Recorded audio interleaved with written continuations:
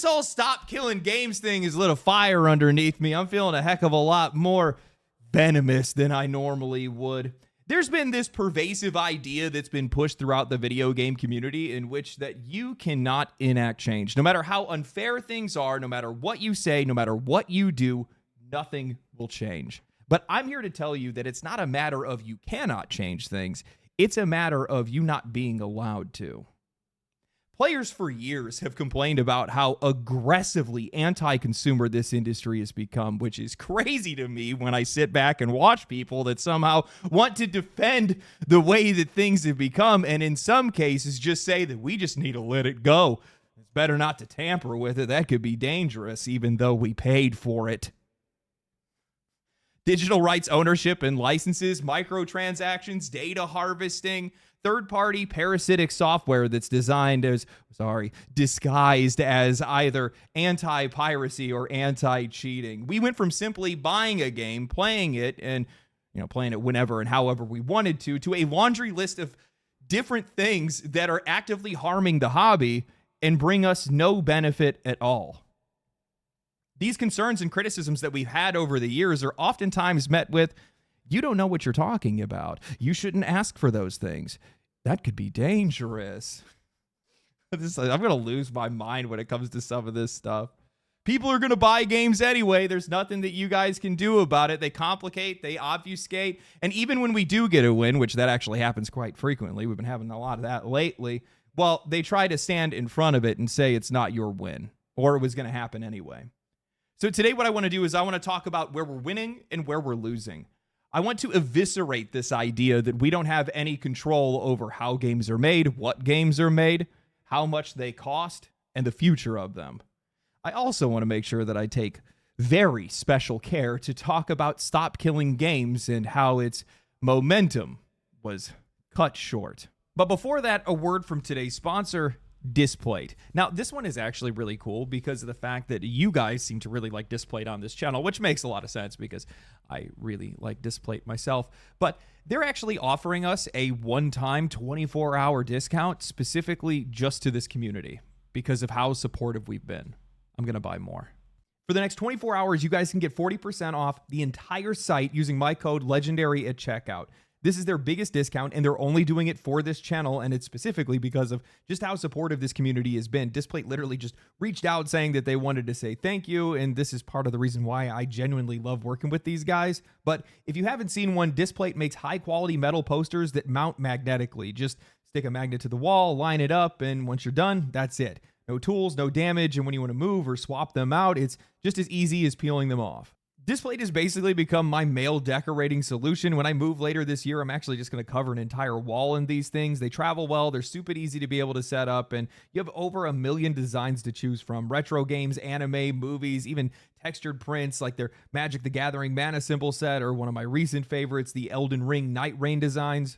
So hit the link in the description below or go to display.com and use my code LEGENDARY to get 40% off site-wide for the next 24 hours after this video goes live. Just don't wait. It's only good for the next 24 hours. Thank you to Displate for sponsoring today's video. Now, I think this entire discussion deserves a little bit of added context. It's been missing from the conversation, but the biggest issues that are facing players today aren't even hidden. They're just normalized. We don't own our games. At any time, they can be taken away, altered, pulled offline, or quietly gutted through updates. Publishers can mislead their customers and just call it artistic vision. They can raise prices without warning, monetize anything they want, shove in third-party software, and harvest our personal data, all without consequence. They've effectively built an industry where this behavior is now expected, and most people just bend over for it. From where I'm standing, the video game industry is one of the most deliberately obscured and openly anti-consumer industries in the world. Some of that falls on publishers, sure. Some of it's also on politicians that just don't understand the medium, and some of it is also the executives who have lobbied to be able to keep a lot of that stuff in place. But the deeper reason why, and the reason why they've gotten away with it for so long, is that this industry is still very young. Modern gaming as we know it only really went mainstream back in 1998 with the PlayStation. That's barely been 30 years ago. In that time, the shift has been violent, and it hasn't stopped. Physical media gave way to digital. Couch co-op became online multiplayer. One-time purchases were replaced with season passes, microtransactions, and gacha pulls. All of it happened so fast, too fast for laws to catch up, and too fast for most players to realize what they were losing before it was already gone. I mean, regulation around games is a mess. This industry is a Frankenstein of overlapping systems, music licensing, film classification, software enforcement, online infrastructure, and not a single set of laws was ever designed to be able to handle all of this at once. And through all of that, foundational legal structures that have been built, and user license agreements, terms of service, IP law, DRM, these are all built to maximize control for the publishers, not protect the players. They give these companies the right to revoke access to alter products post-sale, to harvest our data, and all the while, they hide behind these dense, unreadable contracts.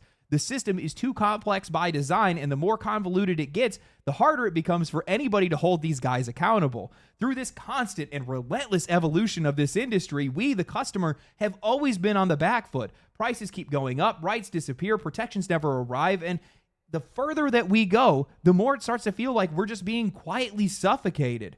Games now hide behind walls of legalese, 12,000 word long end user license agreement. They use made up terms like buy to play or free to play and layers of technical obfuscation to make it nearly impossible to know what we're actually even agreeing to. What used to be just a simple transaction, you buy a game and you play it, is now an implicit contract where you sign away your ownership, your usage rights, and in some cases your personal data, just for a chance to escape for a couple of hours.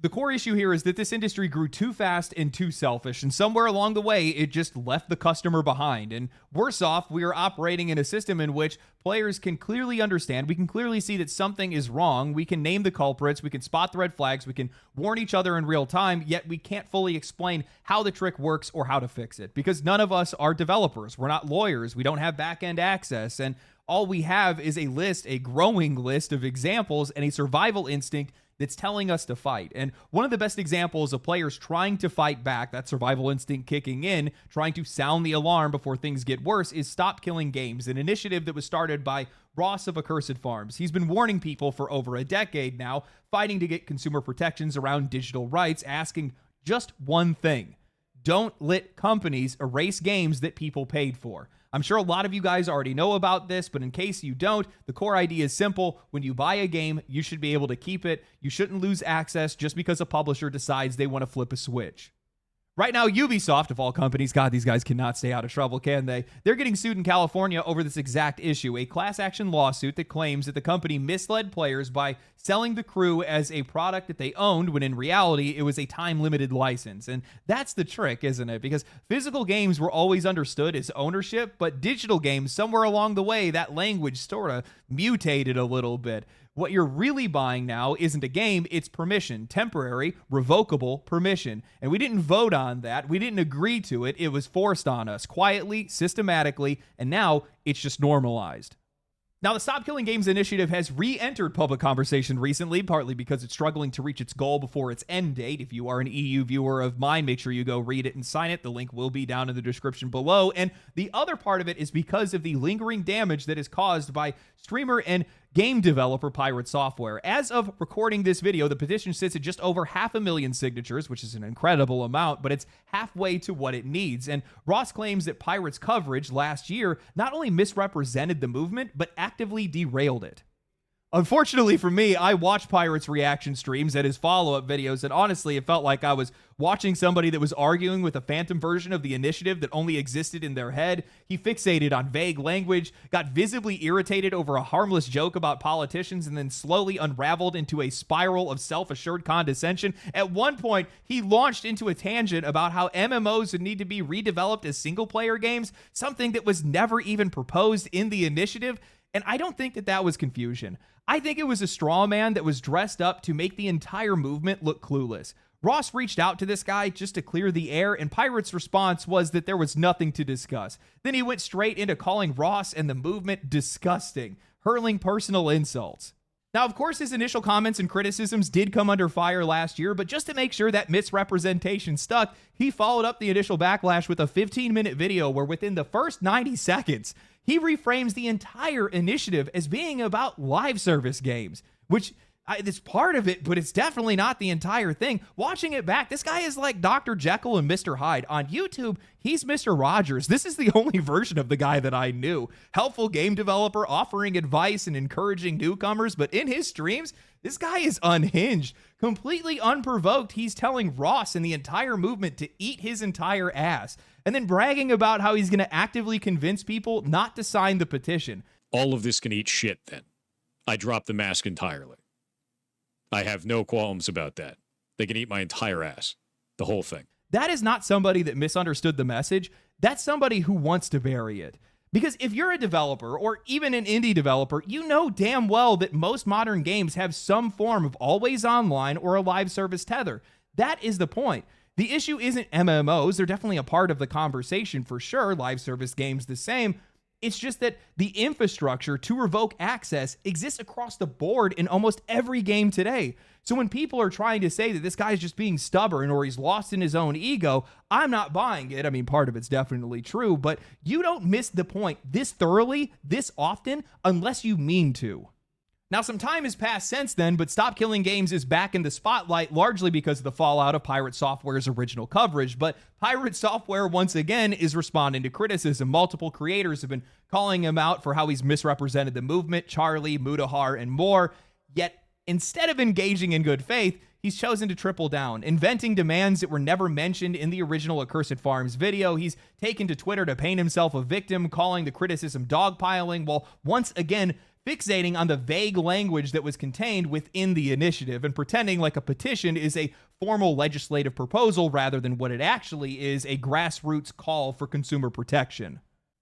Look, I'm not here to dissect every single one of this guy's missteps. To be honest with you guys, I wouldn't care enough to be able to do so in the first place, but I do believe that his takes are deliberate, not ignorant, like a lot of other people are claiming. There is a fundamental misunderstanding about the position that this guy is speaking from. A lot of people still see Pirate as just a content creator, a fellow gamer in a lot of cases, but he is not. He is a high on his own supply game developer and a self-published one at that. A dangerous combination. When movements like this start gaining traction, especially ones with broad, emotionally driven language, people in his position see them as a threat. Regulation, even when justified, brings risk. And for somebody running their own studio, that risk feels personal. He is not approaching this as a customer or as a consumer who feels disadvantaged. He can't even see it from that perspective. He is approaching it as a developer who wants to keep things exactly the way they are, because any structural change might infringe on his or other developers' profitability, creative control, and freedom.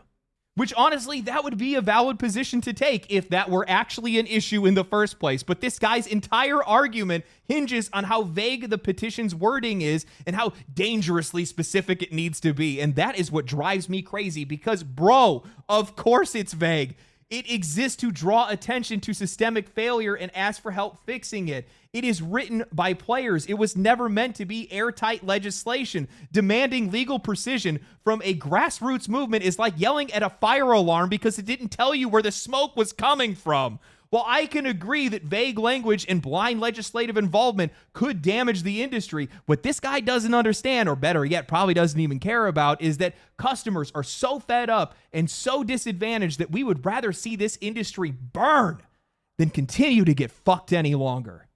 I think what makes this all worse is who Pirate Software is. He is not just a dev, he is a widely known advice streamer whose entire platform is built on helping people navigate the games industry. His YouTube shorts dominate timelines, giving advice and explanations. He is in the most unique position to steer this conversation, to refine the message, to bring nuance where it is needed. He could have acknowledged the frustrations that players are feeling, classified the legitimate concerns, and then offered guidance on how to push the discussion forward, but instead he got triggered by a joke, lashed out, and then kept escalating, misrepresenting the entire movement, discrediting its supporters, and doubling down on made-up demands. That's why I'm saying all of this is not a misinterpretation. It is a purposeful misdirection. He knows when players are saying things like, give us the source code after a live service shutdown. That is not a literal policy demand. It is throwing something at the wall. It is just a symptom of frustration. It is a way of saying this isn't fair and we are tired of being taken advantage of. Yeah, maybe the specifics don't make any sense. Maybe we're asking for the wrong things. You could actually help with that, but you chose not to. The emotion here is real. Most of us don't know how to fix the industry. We just know that it's broken, and we're not wrong for pointing it out, even if we don't have all the answers. You're going to have people that are going to want to stand in the way of something like Stop Killing Games or any other movement that might pop up in the future because they want to keep the status quo, because they want to protect themselves, their profitability, their companies, and they just are afraid of change. They're afraid of politicians coming in and touching something that they fundamentally don't understand. And I understand that risk. I also don't give a shit. We can't stand idly by anymore. I'm going to boil this down very simply for everybody. Right now, we are buying products that have a license. That license can expire, but it has no expiration date. How does that make any sense? And how is that fair? It is quite literally predicated on it expires when we say so. That's it. That's as simple as the language gets. That should not exist. That is just blatantly unfair, and I don't even understand how these guys have gotten away with it, to be honest with you. I'm posting a link to the EU petition in the description of this video. If you are an EU viewer of mine, I am looking at you right now. Go sign it. Go read it, obviously, first. Don't just sign it blindly. But while it doesn't have all the answers, it at least draws attention to an issue, and that's all we can ask for at this point. Far too many times do I see people cry out, oh, we'll never be able to fix X or Y thing. People will buy it anyway. People won't do anything. Nobody will stand up. Of course they won't. Of course they will just buy anything. People rarely do anything that's actually in their best interest. That's why consumer protections exist. They are a firewall, and you have an opportunity to build a firewall that protects you and people that get to play video games in the future. If you love the hobby, support the hobby. Protect the hobby, because it's very obvious that video game developers don't want to. You know, I saw in response to a lot of the criticism, Pirate Software has been writing very lengthy tweets online. Good Lord, it's a lot of words, man. I would never take the time to write something that long on Twitter. But he had talked about how, well, if you make live service games more difficult to make, then developers are going to make more single player and couch co-op games. Oh God. Nothing but that. Nothing but something that actually values my time. Oh, God. How do you not recognize how cooked this industry is? How do you not recognize how bad things have gotten? Are we supposed to just sit back and believe that it's a rare coincidence that for some odd reason all of these companies want to have a live service game because, oh, it must be because it's for our best interests, right? Is that why? His entire argument hinged on how vague the language was in the petition and talked about how he didn't want politicians to come in and blindly start legislating. Really funny coming from the guy that got triggered over the fact that Ross said that politicians like easy wins. Which one is it, my guy? You ever think to yourself that maybe this industry needs to have some regulation? Maybe it needs to have some limitation, and without it, they're no good? But digital rights ownership isn't the end of this fight. There's a lot of other battles that we're fighting right now, and just as many people are lining up to say that we can't win or that we shouldn't win. And even when we do accomplish something, well, they tell us that it wasn't you. It was going to happen anyway. But the truth is, what these people forget is that we are the ones that enact change because we're the ones that are paying for it. Whether people want to admit it or not, we have been collecting wins. Two of the biggest issues that have been plaguing the games industry right now are the rising prices of games and the exponential rate in which they're being carved up and served for microtransactions. Publishers have been seeing nothing but dollar signs, but their aggressive tactics have left players feeling like we are constantly being charged more for less. And that frustration isn't fading. If anything, it's reaching a boiling point. And the result hasn't been that we're buying fewer games, it's that we're buying somebody else's. One of the clearest examples of this backlash came with Borderlands 4, where fans started asking about the game's price. Gearbox's CEO got evasive, defensive, and at one point downright condescending. I've already covered that mess in detail, but here's the short version of it. After weeks of dodging, he finally came forward to say that the game would launch at $70, not $80, not following in the footsteps of Nintendo or Xbox, and to be honest, I was relieved. Yeah, the bundles for the game are still absurdly overpriced. $100 deluxe and $130 super deluxe is laughable, but keeping the base game at $70 is a win for now. It's clear Take-Two either realized that this wasn't the game to test a price hike on, or they just felt like this wasn't the time. But instead of that being treated as a clear example of customer pressure working, the moment was brushed aside. Gaming outlets immediately downplayed the backlash, calling it drama, insisted that we actually had no impact, and claimed that the decision likely was going to happen anyway, because God forbid players feel like they had a hand in anything or any power. In an article from Kotaku written by Zach Zweisen titled Borderlands 4 Reveals $70 Price Tag Proving All of the Drama Was for Nothing, Zach wrote, last month the price of Borderlands 4 became a hot topic because Gearbox CEO Randy Pitchford on May 9th, after Nintendo and Xbox had announced $80 video games like Mario Kart World, Pitchford told fans at PAX East that the price of the game was going to be announced soon. He also claimed that he had no idea what the price would be, but assured people that the game would be worth it. Then on May 20th, Pitchford really stepped in it when a fan asked him on social media about a possible price of $80 on Borderlands 4. He infamously replied, "If you're a real fan, you'll find a way to make it happen." This went over poorly with the internet. A few days later, he said he didn't mean to sound like an asshole. A week later, he posted a 573-word-long tweet apologizing and explaining that he just meant that Borderlands 4 would be fine even with the higher price tag, and that he didn't intend to set off a firestorm of controversy and discourse.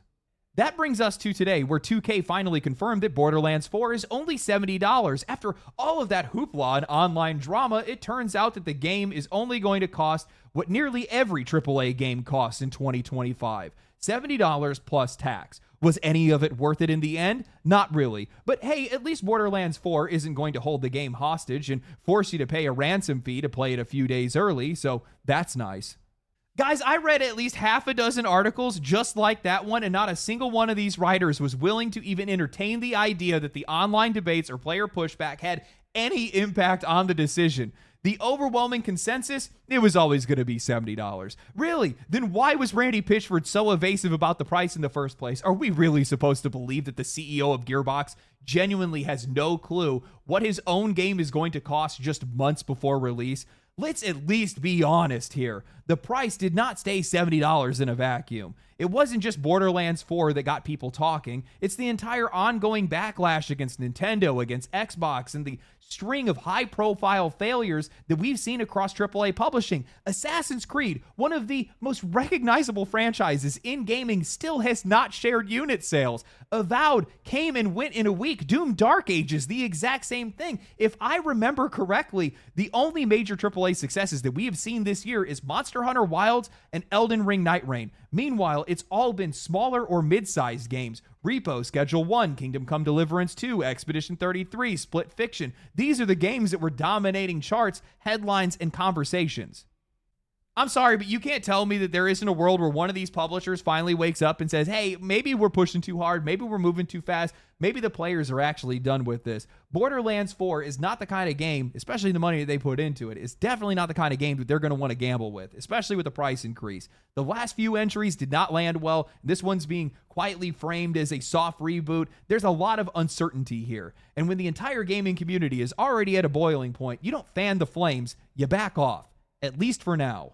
And if you want further proof that these publishers are starting to feel the pressure, look no further than RuneScape 3. Their CEO just came forward and made a video outright admitting that their microtransaction strategy had damaged the game, bluntly stating that it had stagnated and declined their player base. He said that if the game was going to survive, they would have to completely rethink how they monetize it. They even walked through some of the ways that they planned on reversing course, removing some systems that were built around microtransactions and trying to reintegrate them with the core gameplay. They admitted that it was risky, that it could cause some problems that they couldn't predict. And yeah, for a game that's this deep into its life cycle, it might be too little too late, but it's a signal. And I think we're going to start to see more of this. Not because publishers suddenly care, it's because these guys are losing money and they're starting to feel the pressure.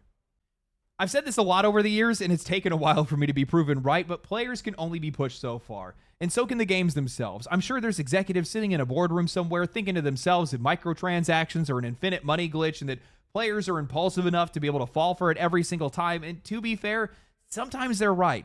But only to a point. People only have so much time and so much money, and when you apply as much pressure as this industry has between rising prices and nonstop monetization, the audience doesn't just bend, it breaks, it collapses, and then it migrates.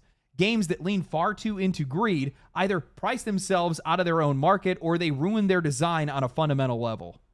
I think Diablo 4 is a perfect example of that. One of the most recognizable franchises in the world, massive launch numbers, and yet it lost all of its momentum almost immediately. Why? Because it just couldn't be a Diablo game. It had to be Call of Duty. It had to have a battle pass. It had to lock all of its best cosmetics behind a paywall instead of rewarding players for actually playing the game. And yeah, some people are going to say, well, it's just that the game wasn't good. And that's exactly the point. It wasn't good because of how it was built around its monetization.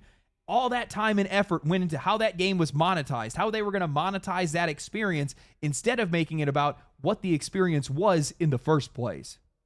They made that game so easy and so shallow just to be able to reach a broader audience, but what it actually did was undermine the longevity of the entire product. How many hours do you think players are going to want to invest in a shallow game? They then threw in a battle pass, and suddenly players feel like they're on a schedule they can't even keep. They made gear you earn look way worse than the stuff that you can buy, so even when you do grind, it feels like you accomplished nothing. And sure, people stop playing because it's not very fun, but that's still a choice, and those choices shape how games are made in the future. The truth is, we are changing the games industry. Some of it happens through direct backlash, petitions, and public outcry. Some of it happens more quietly when millions of players shift their money elsewhere or simply stop showing up. That influence may not look like a victory. It may not come with a press release or a public apology, but you can see it in the decisions that they make. You can see it in the price tags that they walk back, the monetization that they adjust, the games that fail, and the ones they cancel. People will keep telling you that it doesn't matter, that complaining is just noise, that we're wasting our breath, but those people don't decide anything. We do. We're the ones that are paying for these games. We are the ones that are talking about them, recommending them, warning each other, and keeping the pressure on. And no matter how much they try to shut us out or discredit what we're doing, the fact remains the industry does not exist without us. We are not just a part of the equation, we are the equation. And people need to remember that. A lot of times when I see people trying to push back or take away wins from the players, push back against their arguments, their criticisms, the backlash that they see, try to undermine that stuff and just call it drama, a lot of it is just personal differences. It's an us versus them mentality that has popped up over the last couple of years. It's been in journalism, it's been in game dev, it's been all over the place. It's even on our side, but the difference is we're the paying customer. You just have to deal with it for the most part. But, I'm just going to tell you right now, trying to fight against your customer is not a really good idea. It's not a very effective business strategy. You have the power to change things. You genuinely do. You vote with your wallet. That is the strongest ability that you have. And it's the most effective ability that's out there because these companies will listen to the money. That's the only thing that they'll listen to. I just saw that Square Enix put out a press release or a notice saying that they recognize the success of Expedition 33 and they plan to make more turn-based games in the future. You did that.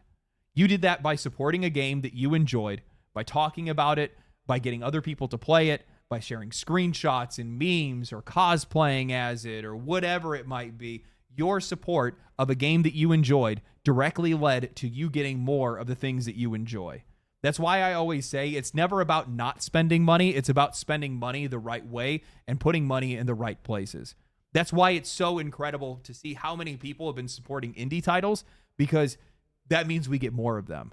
That means more indie developers think that it's worth the risk to make a game. They want to take that chance.